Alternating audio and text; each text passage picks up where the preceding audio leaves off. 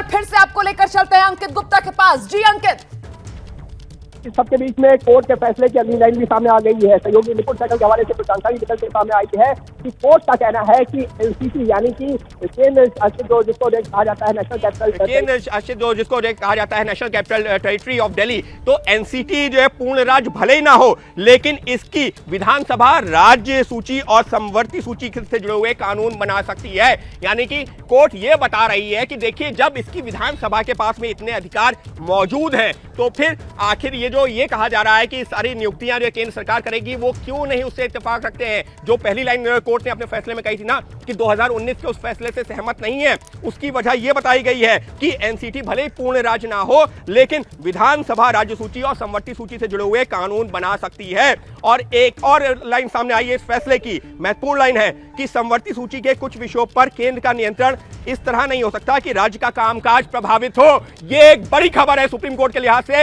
ये जो दिल्ली सरकार जो लगातार कहती है कि कामकाज में हस्तक्षेप करती है, तो कोर्ट ने यह कह दिया है कि केंद्र सरकार इस तरह से काम नहीं कर सकती कि राज्य का कामकाज प्रभावित हो। यानी कि साफ तौर पर दिल्ली सरकार का जो दलीलें दी गई हैं, कुछ हद तक कोर्ट उनसे इत्तेफाक रख रही है। अब फिर मैं रोमाना दोहरा रहा हूं, इसका मतलब क्या ये होगा कि पुलिस, लॉ एंड ऑर्डर और उसके साथ में जमीन, ये तीन विषयों पर तो जो केंद्र सरकार के पास अधिकार होगा कि उससे जुड़े हुए जो अधिकारी हैं उनकी ट्रांसफर पोस्टिंग केंद्र सरकार करे, लेकिन उसके अलावा जो तमाम अन्य विषय हैं उससे जुड़े हुए जो ट्रांसफर पोस्टिंग है वो दिल्ली सरकार को अधिकार मिल जाए। अंतिम फैसले का इंतजार करना होगा, लेकिन कुछ हद तक उस तरफ ये मामला बढ़ता दिख रहा है। और साफ तौर पर ये जो लाइन है जिसमें यह कहा गया है कि केंद्र सरकार राज्य के कामकाज, ऐसे केंद्र का नियंत्रण इस तरह नहीं हो सकता कि राज्य का कामकाज प्रभावित हो, कहीं ना कहीं दिल्ली सरकार की जो दलीलें हैं वो कोर्ट उससे कुछ हद तक संतुष्ट नजर आया है और ये बात फैसले में भी साफ नजर आ रही है। जी, इस वक्त की बहुत बड़ी खबर, केंद्र सरकार इस रूप में दखल नहीं दे सकती राज्य सरकार के काम में कि उसका काम प्रभावित हो।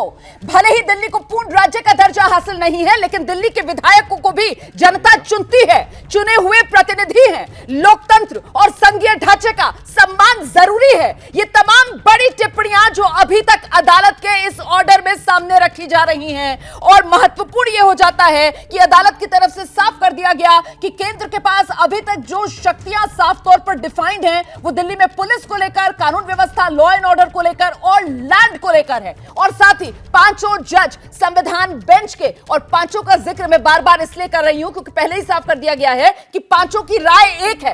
पांचों ने साफ तौर पर कह दिया कि 2019 में जस्टिस भूषण ने जो फैसला सुनाया था कि दिल्ली में जॉइंट सेक्रेटरी लेवल से ऊपर के अधिकारियों की ट्रांसफर पोस्टिंग सीधे सीधे केंद्र का जिम्मा, उससे असहमति जता दी है। तो क्या माना जाए, आज जो फैसला आएगा केंद्र वर्सेस दिल्ली की इस पावर की लड़ाई का, उससे क्या एक नई लकीर खिंचती हुई केंद्र और राज्य सरकार की शक्तियों में नजर आएगी?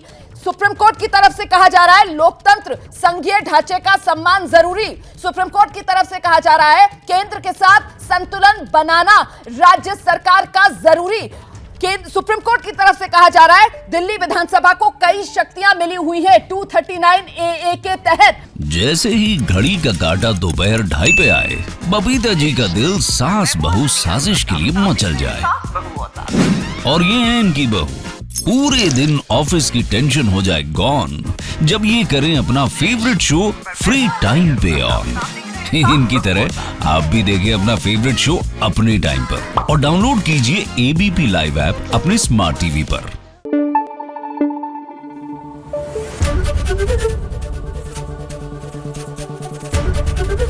ABP न्यूज आपको रखे आगे।